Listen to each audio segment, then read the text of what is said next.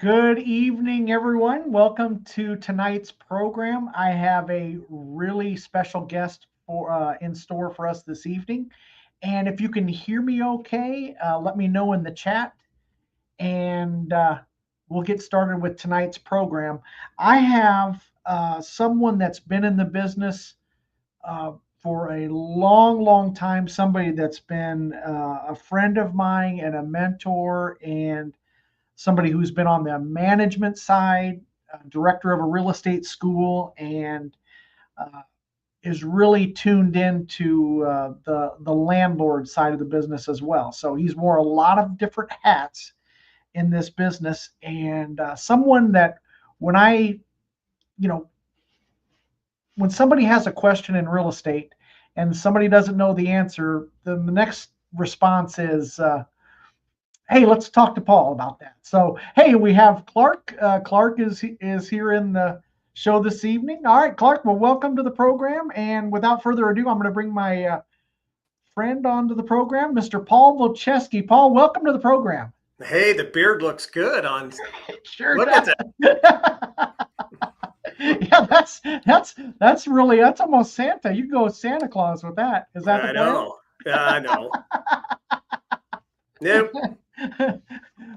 Well, and we're right. The Omadome is failing right now because we're right in the middle of a snowstorm or thereabouts. So, Paul, I really appreciate you risking life and limb in order to be on my program this evening. Thank you very much. It's going to be a lot of fun, man. A lot of fun. All right. Well, hey, Paul, tell us a little bit how you got started in this real estate business and how long you've been doing it. And you wore lots of different hats. Tell us a little bit about that and that sort of thing.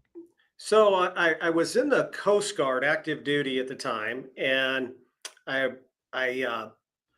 was kind of a bad boy. And in the Coast Guard in the mid 90s, if you were a bad boy, they sent you to recruiting. So they sent me to Omaha, Nebraska, and recruiting for the Coast Guard, easiest job on the planet at that time. So by January 2nd, we had our quota, and really there wasn't a whole lot to do. So the other recruiter was a real estate agent. He goes, hey, get your license. Great part-time side hustle. So that's what I did. That was in 1995, wow. I believe. And one thing led to another, and bam, next thing you know, I'm starting to teach, and I'm selling. And then eventually I retired from the Coast Guard, and then I ended up becoming an executive vice president of a very large company. And yeah, just one thing led to another. That's awesome. Well, thanks again for your service and everything. And I knew when I came into the business, you were one of my first instructors. So way back, I think he was teaching Carla Cross class? Well, that was one of many. Yeah. I got to tell you, I've taught literally thousands of students pre-licensing, and I've been invited to several weddings and been notified of several divorces. Of weddings that happened as a result of my class. So, hey, I'm Cupid too. And you're a fellow content creator. You have your own YouTube. You have 2 YouTube channels. I do. You have the Real Estate Classroom. Let me bring that up. For those who are interested in becoming licensed, Paul has a real estate channel designed for the Real Estate Classroom. All sorts of great information there. So even if you're in the business now, it's good to go back and I use your channel to freshen up for when I teach a class and that sort of thing. So I really appreciate that. And you also have the Nebraska Landlord channel. Let me share that. And that's what I want to kind of talk about tonight, Paul, because you have a lot of great information on the channel. And you also have a newsletter that people can subscribe to for a weekly newsletter. Yeah, every Tuesday, brother. Every Tuesday morning it's sent out, and I'm trying. My goal is real, not fluff stuff. I mean, stuff that's impacting the landlord and manager community every day. Fair housing, lead-based paint, all of it, man. And you're really on top of that. And that's what I wanted to kind of bring you on tonight, because I really think you can really bring value to the program in terms of and I've been an investor for a long time and that sort of thing. But every time I talk to you, I'm like, I didn't know that, so, but Yeah. what advice, Paul, would you give someone who is thinking of becoming a landlord? Uh, the biggest advice that you don't get from the 9-year-old guru that's on YouTube that's made $1 million in real estate is it's no longer an investment. When you and I started, it was an investment.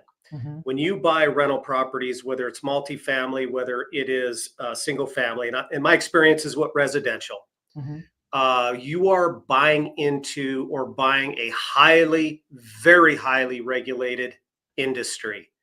And you're either in or buy the asset and turn it over to management. If you're going to self-manage, you have to know all the rules and regulations. No different than if you're buying a bank, you better know all the SEC and banking regs or you're going to get hammered.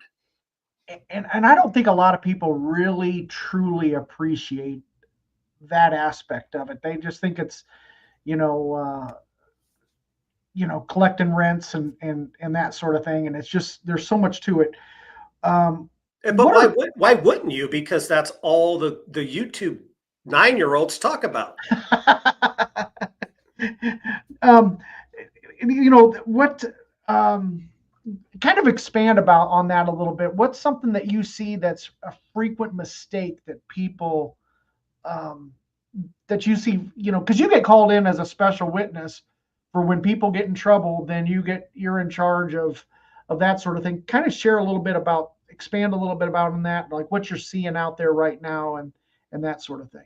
What we're seeing is tenants that aren't the highest quality like they were 10 years ago, a lot of entitlement, which then broaches conflict because you have an asset owner, a landlord that has no idea what they're doing.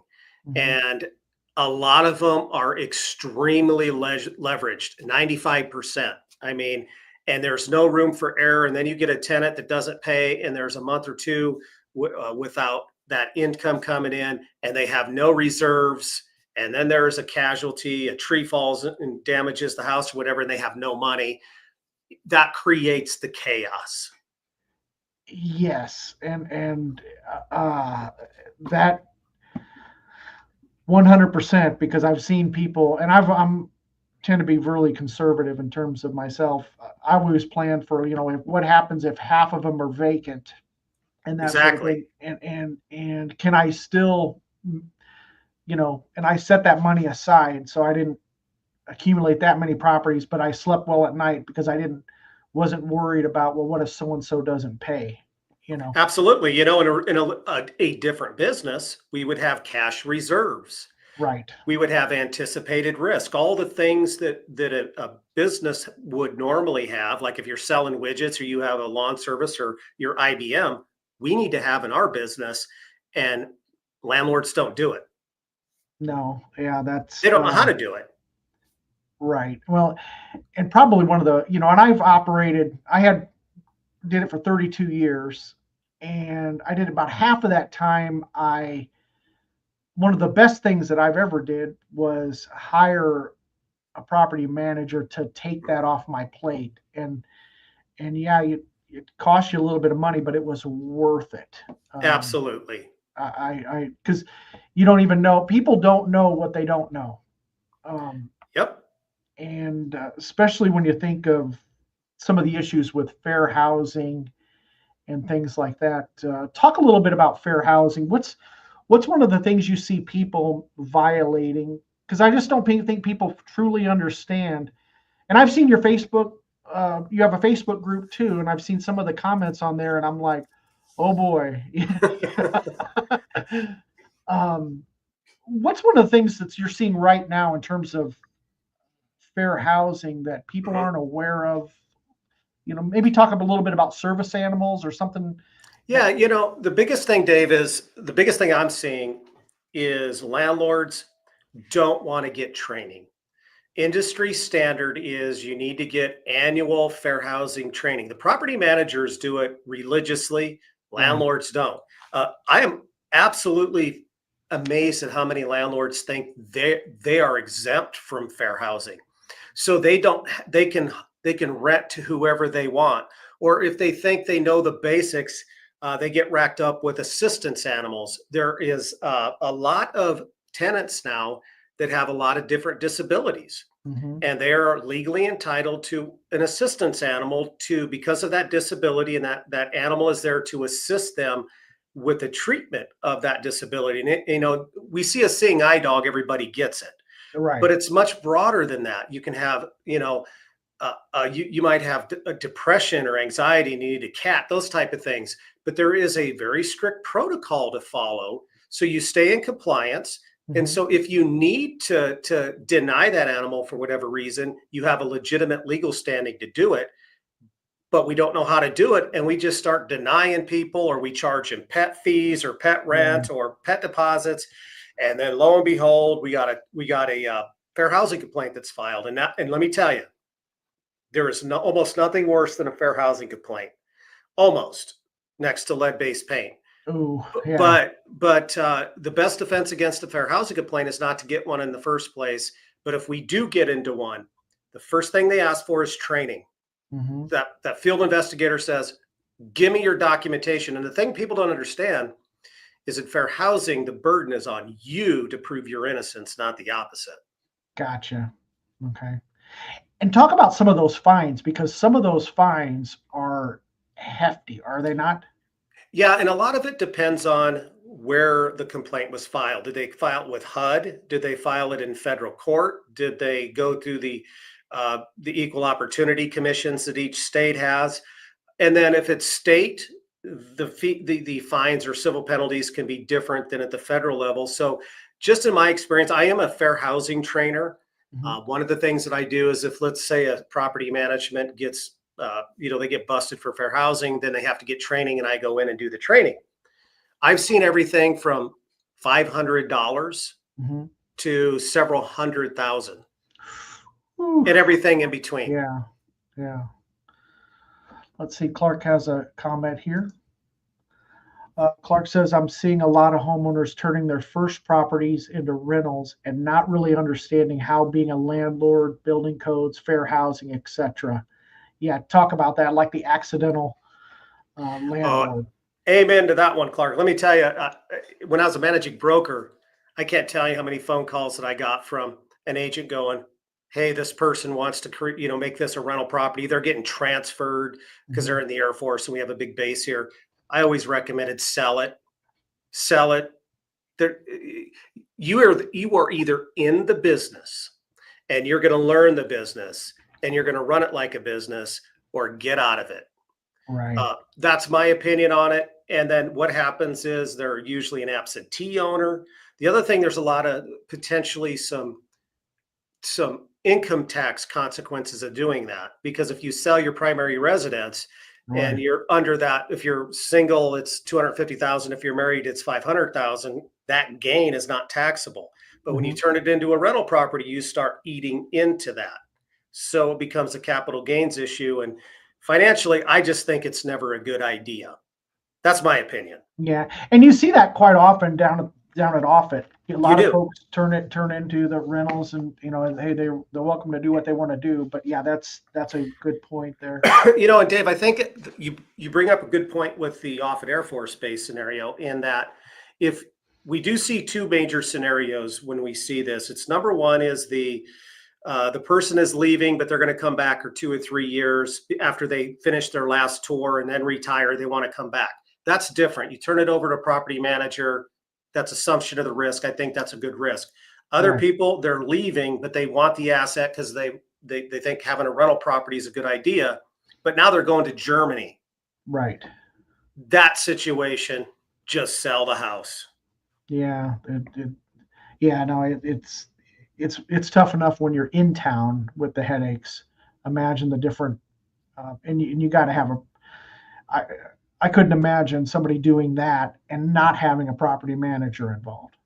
You have to. In fact, some of the cities across the United States, including here, a suburb of Omaha, La Vista, they require it. If you're going to be like in La Vista, if you live more than 60 miles away from the rental property, you are mandated to have a third-party manager. Okay. More and more cities are going to that, and I actually support that. Yeah, that's a good idea. Yeah. What about the registration? It seemed like 30 years ago there just wasn't all the, it just didn't seem like, and I was brand spanking new at it, but it just didn't seem like it was so regulated as heavily as it is now. Um, and there's a lot of people that will be from out of state that want to invest in the Omaha market because our prices are so much affordable. But I just sometimes I don't know. I don't think they know what they don't know on some of this stuff as far as registration and lead and stuff like that. And you talked about something earlier. Let's talk about that, and let's talk about lead-based paint because Sure.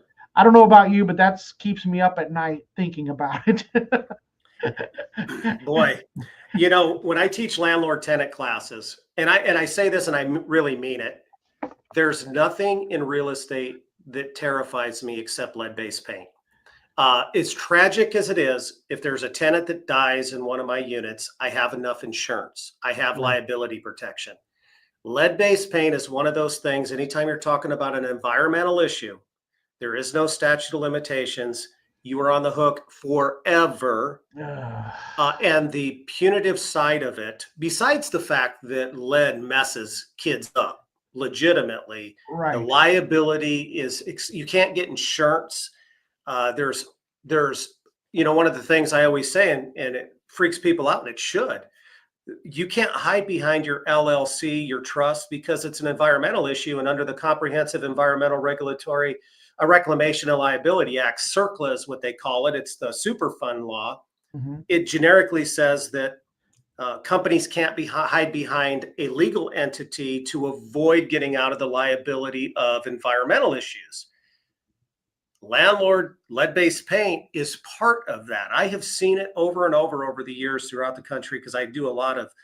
A long time I was on the national training circuit, Mm-hmm. and that was happening to individual landlords.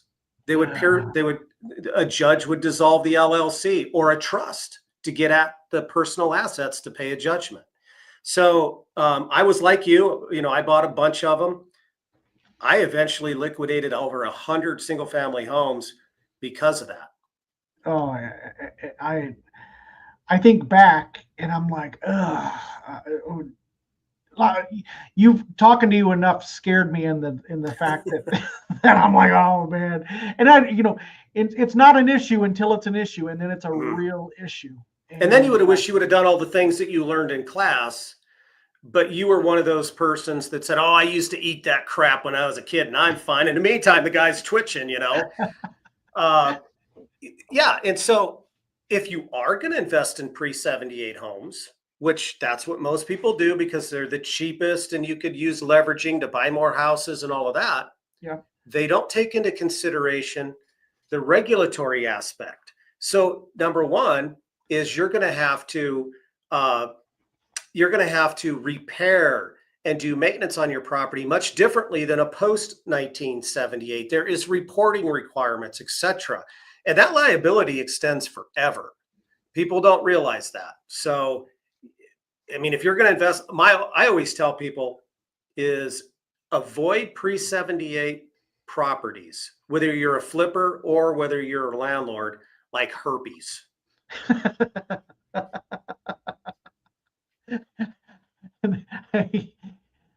that and talk about the permitting process. We've had this discussion before, and that's Sure.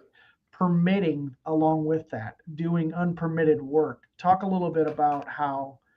Um, Well, Dave, let me ask you, why does no one want to pull a permit? because they want to save money and they want Save to cut money, cut corners.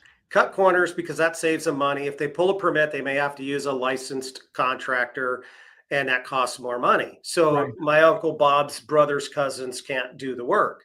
Yep.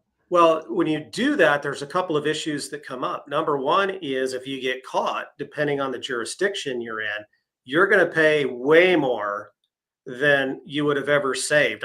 There are numerous cases here in Omaha where, and it wasn't an issue until the tenant called city code inspector shows up, and then they go, wow, a permit wasn't pulled. They made them tear out the entire basement and start over with all contracted workers. That's one. The other one is liability. So your brother's cousin does the wiring, the place burns down and somebody dies. Right. You can be held criminally liable for that.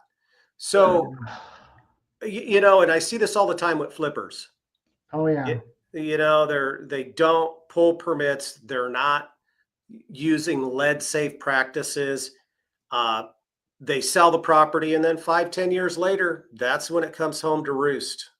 Yeah. I flips flips really scare me. I just that and the RRP Right. regulation, because flippers have to abide by that. And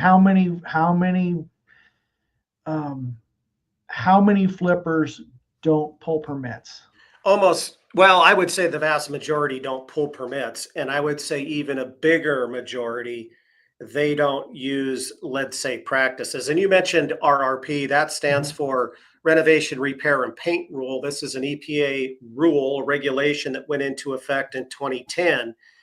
You just can't work on a property. You have to be an EPA certified contractor or use an EPA certified contractor if you're going to disturb an area of the interior 6 square feet, which is basically the size of a for sale sign. Right. It's 20 square feet, 10 by 10 or 2 by 10 kind of sidewalk size on Mhm. the exterior.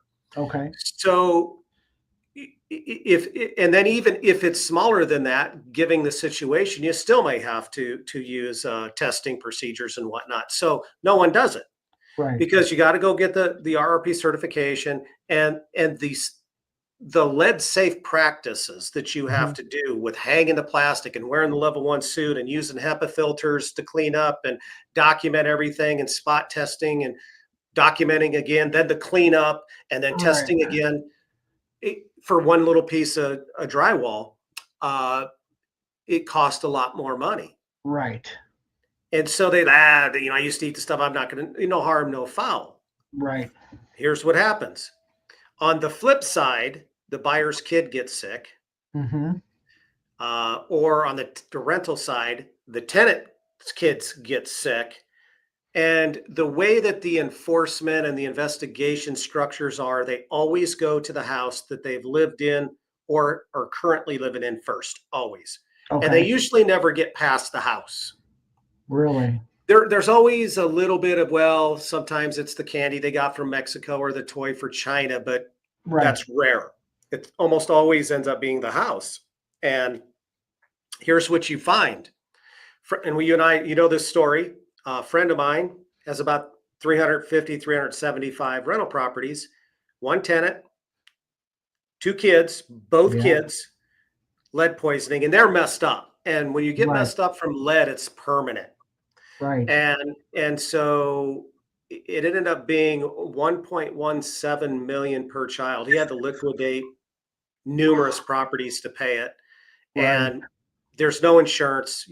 Some insurance has riders, but it's not very good. Now, let's look on the flip side. You agents that are representing, Yeah. you say, well, I don't want to know about it. So, okay, fine, until the depositions start happening for the lawsuit, because they're going to join everybody in the lawsuit, Oh including you. yeah. Yep. And they'll say, listen, aren't you licensed? Well, yes, I am. Well, isn't RRP a standard practice in real estate, and especially a requirement when there's a flip? You represented the best interest of the seller.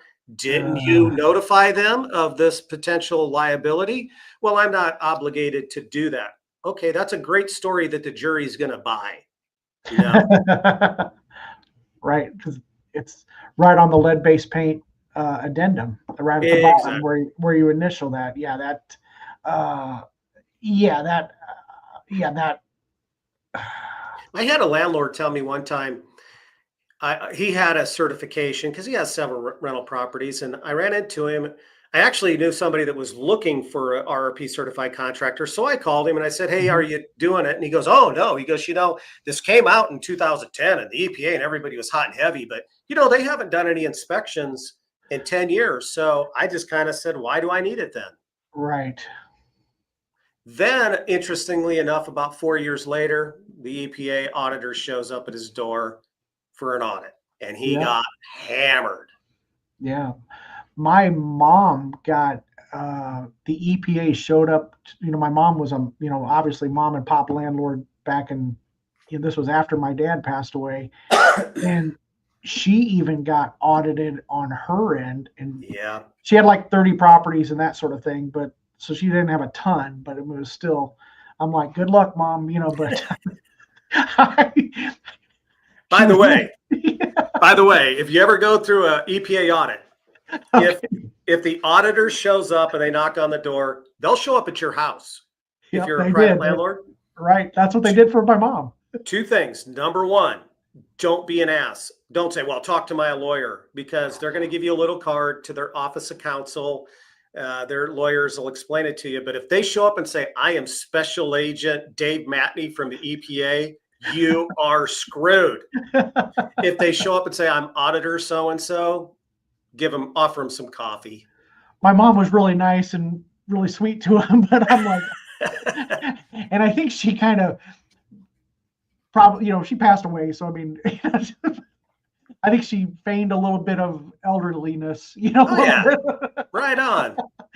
But I'm like, oh, Lord. But this was right after, this would have been right soon after. I don't know if it was 2008 or 2009, when the EPA was really flush with money. And, Yeah. And I took when I had my own brokerage, took a lead-based paint class. And honestly, at the end of that class, it was 8 hours. And as the broker of record, you're in charge. And honestly, after that class, I wanted to jump out the window because, like that pamphlet is no joke. It's no joke. And it was like, oh, and they were talking about some of the fines just on the lead-based paint disclosure. And I'm like, holy smokes. And, a lot of Dave, you bring up, if you don't mind, you bring up a really good point. We're talking a lead-based paint disclosure. So many people think that, well, I did the lead-based paint disclosure right. I crossed the T's, dot my I's. So how can they come after me? Well, the lead-based paint disclosure is for regulatory compliance. If you get audited by the EPA, then if you cross your T's and dot your I's, that protects you from civil violations. Okay. It does not really protect you any from the civil liability side. Okay. So that's everybody's saying, well, as long as I do the disclosure fine, I'm fine on the tort side of it. That is not the case. Is that right? Okay. Yes. Yeah, that Clark has another question. How do you feel about short-term rentals like Airbnb? Are you seeing a lot of that happening in your area? There's way more than you would actually think in the Omaha area. I would, if you're going to invest in those type of assets, the thing that you have to do is we call anticipatory risk. What is the risk of this? And so many local jurisdictions are at war with short-term rentals for a lot of reasons. But the biggest reason is about the last 3 years, the hospitality industry has just flooded state and local politicians with campaign contributions because they don't want them going to Airbnbs. They want them going to the hotels. Right. And the other part is for you owners that are out there, you're skirting the system, not registering them, not paying the occupancy taxes. So the city's losing the revenue. The hospitality industry is going to these local politicians and saying, hey, we want to help you collect these fees. So let's go to war. And you are seeing, I think in the next 10 years, honestly, Airbnbs and the short-term rental thing is going to be very, very limited. Yeah, I never did that. I know it's very lucrative. I know people make, do well with it, but it just becomes, to me, it's like, well, I don't really want to own a hotel. Well, and the other thing is we have to define short-term rental, right? So, and everybody has their own meaning of what it is. Are we talking short-term rental where it's 1 or 2 nights, like an Airbnb, that kind of thing? That's one. That's the war that's going on. But there's also short-term rentals where one definition today is I only do month to month. Right. I don't do a year lease. So if that's your model, I actually like that model, month to month rental leases versus, the fixed expiration for a lot of reasons. But if you're talking the Airbnb, that's the anticipatory risk that you have to consider. And what is your city's flavor? That, what are they thinking about this? And all of Right. them, yeah. So that's something to think about. Okay. Clark has another question here. A lot of flippers don't pull permits. We Mhm. ran into that when a flipper bought a house, added an addition, it did get it permitted. Yeah, and it's so easy to check on permits nowadays too. It is. It's not like back in the day. You can go right online and check, and it's right then and there. So Clark brings up another good point here, if I can, Dave, and that is, let's look at it from the agent perspective. So you hire a buyer's agent to represent your interest. So Mhm. Clark goes out, has an agent, he buys one of these. His agent never told him that anything about permits. Now, they Right. can't lie to you. So if Clark would have said, hey, has the permits been pulled, then his agent would have been obligated to investigate it. But without that initiation, there's no obligation under license law. Right. But there's two things you also have to worry about: the tort side of things, the lawsuit side of things. Okay. So my question is, could Clark's agent sit in front of a jury with a high expectation of convincing them that that was the right decision not to say anything, even though he's licensed and known, or should have known, that it's a flip, so permits were probably required, yet he failed to say, hey, Clark, I think we should look into maybe some permitting here, whether or not it was done. Good Right. luck convincing a jury that you did the right thing by not telling Clark, your client, person you're supposed to provide the best interest in, and all that. You didn't recommend it. You're not going to win that. Yeah, and I just don't think people realize how. One of the things I was grateful for when I closed my company, my own brokerage, and that's why I love being at a brokerage versus having my own, is that liability side of Yeah. it, where it's just, nobody, they send you certified mail, and they sue the broker right along with the agent, and it's like you're responsible for your agents underneath you, and that's like herding cats, and Yeah. that's Dave and I started our own organization, nonprofit, called Recovering Managing Broker Association. We have a big book and everything. So if you're a former recovering managing broker, you can join our club. I sometimes hear things and I'm like, oh, thank goodness I'm not. Oh, it's like, oh, even when and when I had my own brokerage, I was 2 years in, you know, I bought it from Joe Marcarelli and George Kahn, and Yeah. it's like, oh, I didn't even know what I didn't know. 2 years, 18 months, and I didn't even know what I didn't know, and I stayed real narrow in terms of my scope of things. But man, knowing what I know now, I'd be like, oh, there's no way I want to get. I don't. Let me ask you Yeah. a question. Okay. Because I got to believe that you, owning previous owner of your own company, you're a broker. If you are a really get after it agent and you're thinking about starting your own company, what's your advice to them? You want to start your own brokerage firm, but yet you're selling 100 deals under Nebraska Realty flag or whatever. Don't. My advice is don't do it.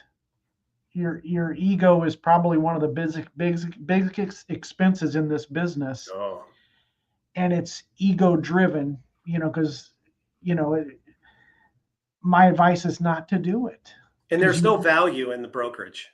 you don't have to. People don't understand the hassle that goes along with the trust account, Yeah. and just, we had a buyer honestly disappear from earth. Okay. and, and so we were stuck with this earnest deposit, and trying to just, we want to give it back to the person, but they, I think, they, I don't know. Well, I don't know what, but it was just a giant hassle, and everything was a giant hassle. It was, And then you're um, stuck with it and you and don't know what to do with it.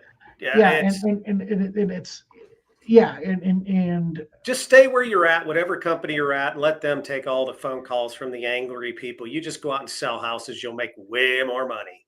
Well, that's why I'm a team of one, because I don't even want to be in charge of anybody. You know what I mean? It's like, Amen to that one, why brother. don't you want to be a team? Well, it's like, oh, that's like, you know, and I Dude. some aspects of it, but it's like, oh, it's. I mean, I had an agent, Paul. This I'm going to tell this story, and I almost had PTSD after he told me what happened 10 years later. Okay. Yeah. Uh, I, I, he told me this, and he told me what happened, and I'm like, I mean, he told me I didn't get the full story, and then 10 years later, okay, but what he decided to do, this was an agent doing his own flips, okay, he decided that it would be a good idea before closing to decide to dig up the yard with a backhoe, and it clipped the gas line, and they had to shut down the entire block. I didn't know that part of the story until 10 years later. Oh, that's funny. And I'm like, Oh. and if I told you the name of the agent on the other side, you would have been like, oh, you're completely hosed. And I'm like, but I fell on the sword, and I, apologized profusely. And I'm like, my agent was completely out of place. I didn't defend the agent at all because it was indefensible. Okay. Right. But I didn't know the full story until afterward. And I'm like, holy smokes. Well, welcome to the Recovering Managing Broker Association. And I'm like, he told me 10 years later, I'm like, dude, this is not funny. 10 years later, I'm like, it's not funny. I'm like, why are, and I'm like, oh, yeah, that, yeah, it was property managers, man, the stories they have, it's. Yeah. What's some of the mistakes you see when folks screen tenants? Talk about screening tenants. Okay. I'm glad you asked that, because I started this newsletter about 12 weeks ago. Mm-hmm. And I do a lot of data collecting. It is, and I always knew there was a considerable number, but I had no idea the level. The number of landlords that don't pull any kind of screening checks. They don't do criminal background check. They don't do credit check. They don't do prior landlord check. They don't do anything. Nothing. They just, oh yeah, my gut tells me. Number one, you're going to get the worst tenant ever, because professional tenants know how to play you. And number two, then you're going to get nailed by fair housing, because when you say I go with my gut, you're automatically convicted of a fair housing violation. Yeah. Single biggest mistake, they don't do that. Number two is they don't charge an application fee. Now, your criminal background check and all of that is going to cost, probably, depending on who you use, somewhere between $15 and $30. Mm-hmm. Pass that cost on to the applicant, because what we found is a large number of applicants, the ones that know that they're not qualified, won't even make application if they know they got to put money down for the credit check. Right. Therefore, it's a quiet way to screen out less than desirable tenants, or at least tenants that aren't financially qualified. I want to be careful what I say here. I don't mean that they're bad people. It's just that they don't know how to, they don't know how to manage their money. Right. And they don't have the $30 for the application fee. Right. Yeah. The third biggest mistake: firm, fair, friendly, never their friend.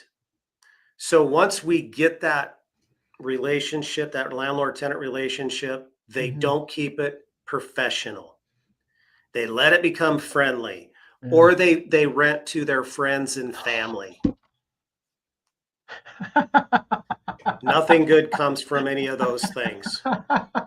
David, I was taken back at the number of people that told me that they don't run any kind of background check. And if you're in a multifamily and you rent to somebody that is out on parole or something for rape or assault, and then they do something to your one of your other residents, one of the other residents in your multifamily, you're going down.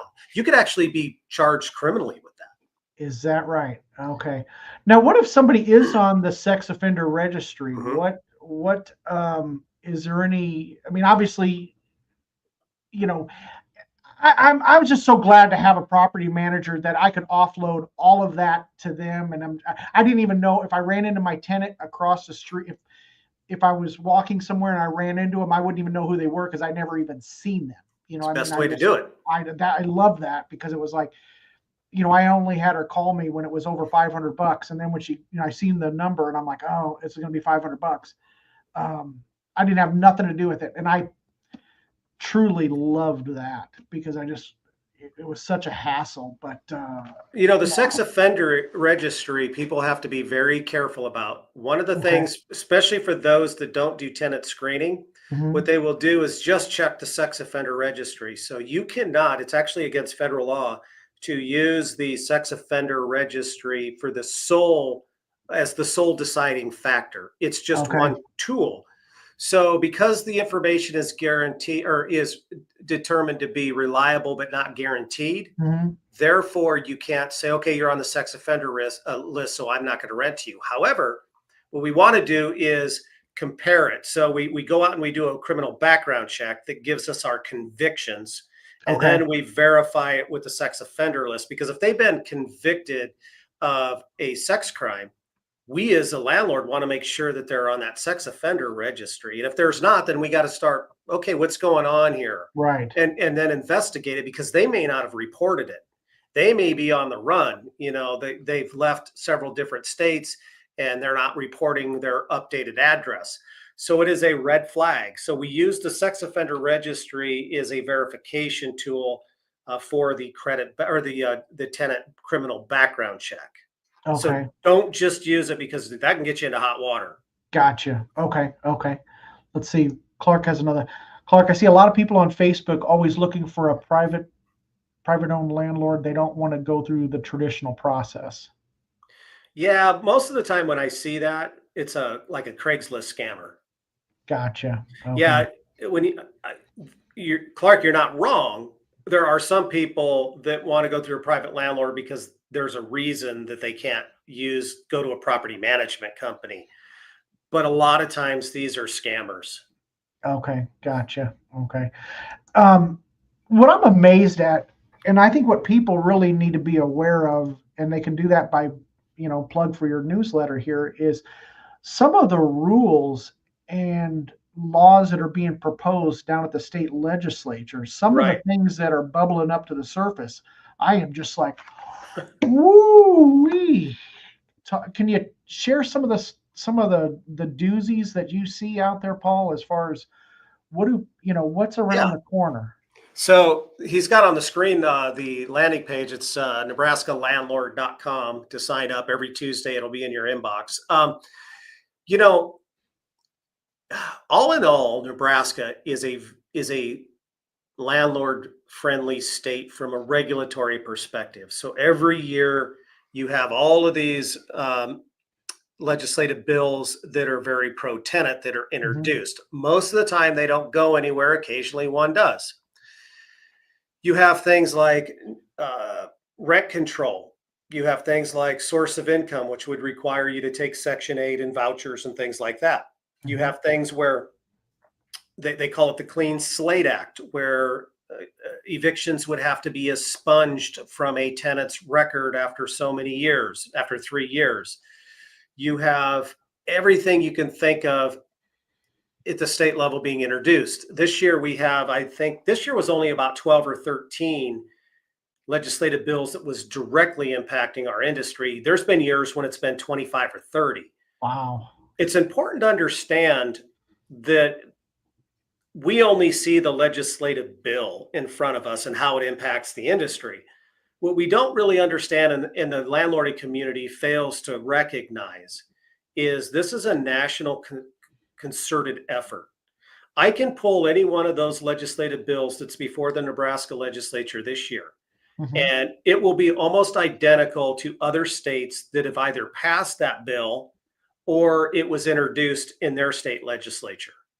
It comes from 2 or 3 national nonprofit groups. They go out and funnel grants to local nonprofit groups with the plan to find a couple of state legislatures or a couple city council members or a couple supervisors at the county level, and they will pad their campaign coffers in exchange for putting this legislative ordinance or statute forward.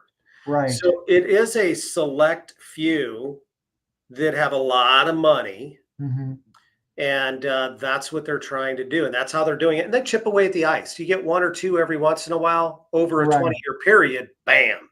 Right. Now there's two real important ones this year that I'm asking people to write their state senators in support. One is LB 266. Okay.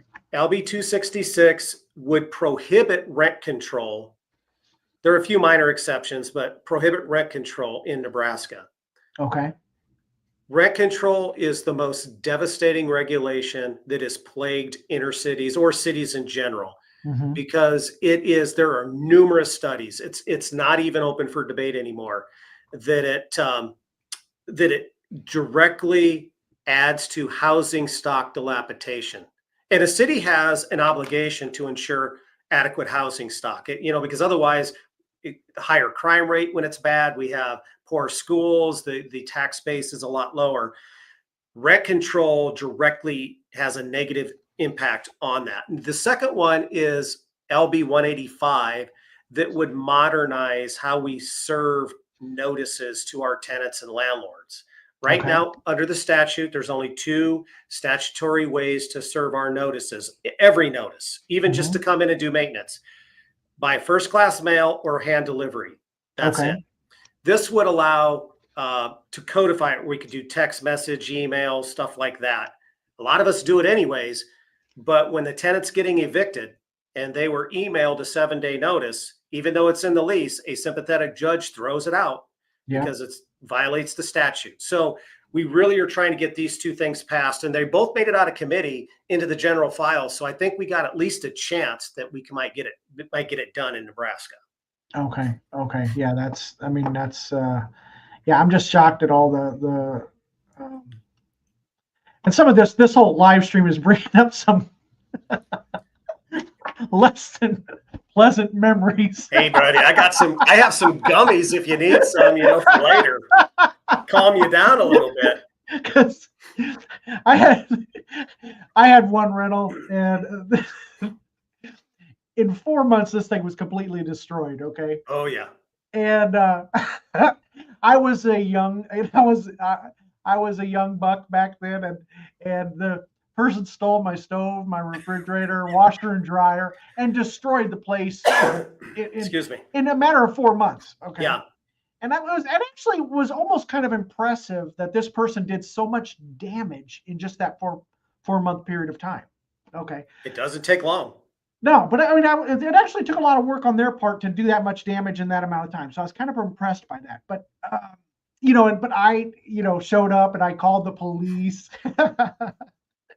And the police show up, and there's like, it's like he kind of put his arm around me, like there's a world out there that police and landlords know about it. It's like, oh Lord, I just was like, man, oh man. And then I had another one. This is what finally caused me to sell that house. It was vacant and didn't hear from the tenant at all. And I drove by, and the windows were broken out, and the grass was really tall. And I gave my phone to my son, and I said, son, I'm going in. If you hear anything, call the police. Call the police.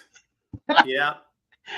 Because I wasn't going to outrun the person, but I'm like, there's no point in both of us, Isn't that interesting that those of us that have gotten out of the business, now I don't own any rental properties anymore, but I'm very involved in property management still. Right. There's a catalyst. There's that one thing where I'm just done. And you can't get rid of them fast enough. Yes. For me, I owned a little house down in Bellevue, Old Town Bellevue. Yeah. And, you give the neighbors your business cards and everything. And the neighbor called and said, hey, and I don't mean to cuss here, but I have to. He goes, your tenant's shitting out the window. And I'm like, okay. What happened is he had the water shut off, and he's crapping in a bucket and dumping it out, because I had that before. Right. No.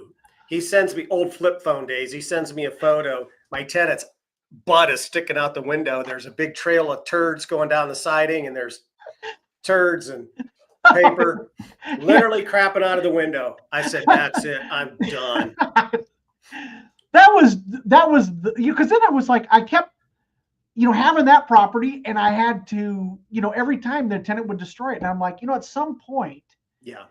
the situation ain't fixing itself. I need to sell this thing. And like I said, it was just, and I had another one. This was one where I'll never do this again. And a conversion duplex. Yeah. Oh, yeah. Don't buy a conversion.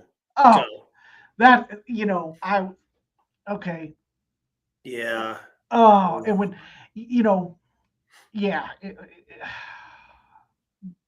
For folks that aren't aware, a conversion duplex is where they take a big old house and then convert it into 2 apartments.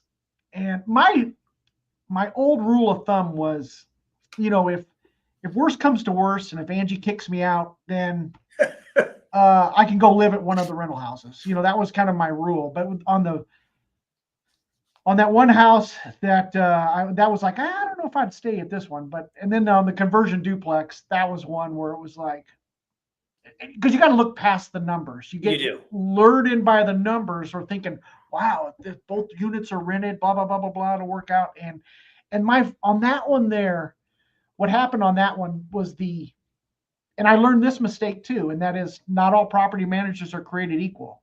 Yeah. And you got to manage your property manager as well. But what happened is, I had a tenant stuff the sinks full of rags, turn on the water, and then walked out of the house. Sorry, I don't mean to laugh. And it was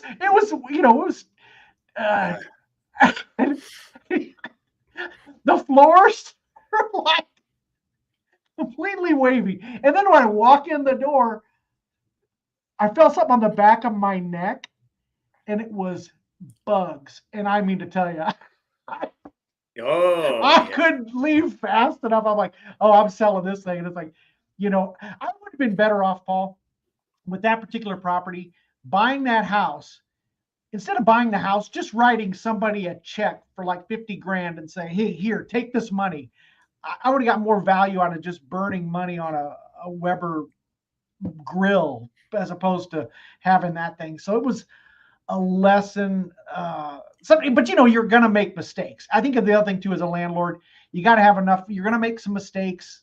You don't want to make fatal ones, where somebody gets hurt, was my theory on that. But on that particular property, I was like, I took a loss on it, but it was like, it was tuition in the school of stupidity. I shouldn't have bought that to start with. And so it was nobody's fault but my own. And I'm like, oh, good Lord. See, if you would have watched that YouTube channel with that 9-year-old guru that made millions off of real estate, you would have known not to do that. Right. Yeah. They didn't have YouTube back then. That was the other thing about landlording, we have still all the old traditional issues, right? Yeah. But there is a whole new crop of issues that even some of the most highly trained managers don't know how to deal with. So, for example, in the fair housing arena, one of the fastest growing areas is sex for rent. Now, we've really, over the years, because it's been illegal for so long, you didn't see it very much. But now, United States is only one of a couple of countries where sex for rent is illegal. Really? So with all the immigrant communities moving in, it is normal for them to start negotiating a rent price in exchange for rent. Wow. And we're starting to see that really happen. Is that right? We're starting to see where management companies are having to hire staff to show immigrants from like the Philippines and Bangladesh and stuff what a toilet is, what a stove is, what a washing machine is, what a shower is, what a toilet is, how to use it. You cannot dig a pit in the backyard to roast your pig. Okay. Worse yet, you cannot create you can't have a fire pit in your front room to cook your. Right. And, I know this was kind of an issue during the election, but some of those groups, they will go out and get stray dogs and stray cats and barbecue them. Wow. Yeah. And it's a cultural thing. And so now all of a sudden, immediately, we haven't even been groomed to it. It's just Right. all of a sudden, boom, we have all these people and they're doing things on our property. My phone rings numerous times a day from landlords and managers going, okay, how would I do this? Right. Right. That's Yeah. in addition to all the normal stuff that we used to deal with. Right. Yeah. I mean, on that, I mean, another. I had another one where the pipe burst in the basement, and Oh, it ruined my furnace and ruined my water heater, and there was a foot of ice in the basement. it's not funny, but you got to laugh.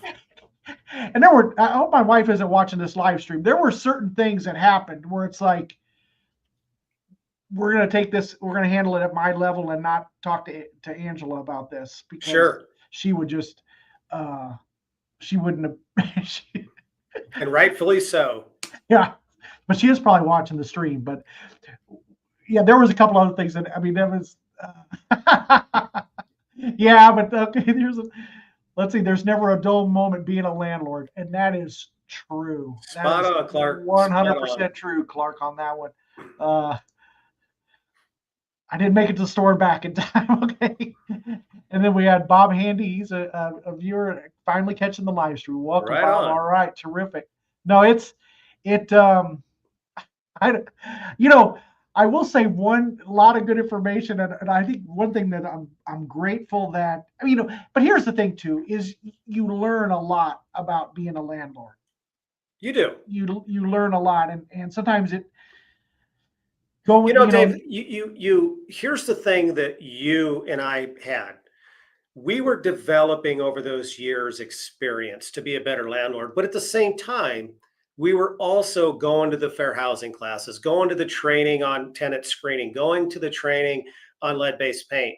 So you were also managing that regulatory side. At the same time, we're going to training to learn how to better invest for capital gains reductions and all of the other stuff. This is what I mean. If you're going to be a landlord and get into the business, you have to attack the totality of the portfolio and from every direction. Right. Otherwise, if you just stick with the stories we're talking about, you'll get the experience, but then you never know how to deal with them, or you get into trouble. Wait till the first time you get somebody from Pakistan or India and says, "Hey, what can I do to lower the rent?" And I actually had about 6 months ago, I had a tenant call me. And she was from Pakistan, and she was fuming hot because she had tried to negotiate sex for rent for lower rent. And somebody, her caseworker, like some of the nonprofits that help them come in, they have caseworkers, said, "You can't do that. That's illegal." She wanted me to verify that she couldn't do that. Wow. This is the things that we're dealing with now. It's amazing. Yeah, it's not. It's not the market of. It's not. Yeah, that's a whole different animal there. And then let's see, MH08. I have no interest. Clark is from Atlanta, so Clark is going to be on the live stream in the future. So I'm right on. Look at you. You're going to be international pretty soon. No, this is any other questions in the live stream? Anybody else have any questions for Paul? Sorry, I'm getting over a cold. No. Let's see. Anything else, Paul, that you can think of in terms of, we covered a lot of ground. Anything else you can think of that we haven't covered that people should know about in terms of being a landlord or investing in real estate and that sort of thing? This is Paul Vojchehoske's opinion, and there is a million other people that disagree with this. You need to find out what kind of a business model you're going to invest in. And I'll give you an example. Okay. All my properties I ever owned, they were all 2 bedrooms. Okay. That was my business model because I wanted rental properties. I had a single family home, 2-bedroom home that I could still get rid of easily if I needed to. However, the bigger the house, the more people you have living in there. Notice I didn't say kids. The more people you have in there, the less opportunity for them to destroy the property, because remember, if they destroy the property, you have to repair it. Right. Less cost than that. But the rents were typically pretty close, not quite, but pretty close to 3 bedrooms. So that was my investment model. Yeah. You need to find an investment model, even for rental properties, and stick with it. Maybe it's a certain school district or a certain small town that you like to invest in. Become the master investor of that locality, that model. Right. It will. It seems counterintuitive because you're always going to have these great deals. But if you chase pretty butterflies, then you never focus on your model. And the real value is in growing that model, whatever it is that you're comfortable with, that you like, and stick with it. If it's small duplexes, stick with that. The good opportunities will come, but it's okay to say no to them because it's outside your model. There's an excellent YouTube channel. He talks about rental properties, and he was the first guy that I ever was like, wow, he took my model, and it's one rental at a time. Okay. And he's so right when he talks about that. Yeah. When I strayed from my model, okay, because I was on my model was if Angie kicked me out, then I could go live there. When I strayed from that those were the ones that caught me. And then you get lured in by that money, and you think, and you're gonna make mistakes. I mean, I am grateful that I did it. I'm bullish. As much as I talk about some of the nightmares with investing and things like that, I do believe overall it's worth it in the long run. But you got to have a long-term horizon, and you got to be all in when you're doing it. And I think that's great. Well, look at your example, Dave. You bought that conversion and it turned into an absolute money pit nightmare. The amount of time, if you wouldn't have bought that, think about the time, money, and resources that you could have put into another single family that wasn't all that problem. That's what I'm talking about here. That was not your wheelhouse. There are some people that's all they do is conversions, and they are masters at it, and that's fine. But that's my whole point with that is be an expert at your model. Figure out what your model is, whatever it is, and then be that person and nothing else. That's a great point. No, that's well, Paul, we got to brave the weather now and head home. Oh. So that's going to be interesting. But 70, whoever lives Clark living in Atlanta, right now we have a blizzard and 70-mile-an-hour winds outside. That's what we got to go home in. But I really appreciate, Paul, you taking the time this evening and being on the program. I think a lot of great information and a lot of things for people to think about, and I really appreciate it. And I like to thank everybody who was in the chat today: Clark, Bob Handy, MH08, the folks that turned out in the chat. That always makes it fun. But and then again, if let me share this with the screen here.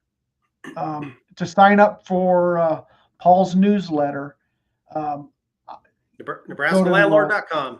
Yep, and sign up, and then also check out his YouTube channel and that sort of thing. But Paul, I really appreciate all the advice you've given me over the years and everything like that.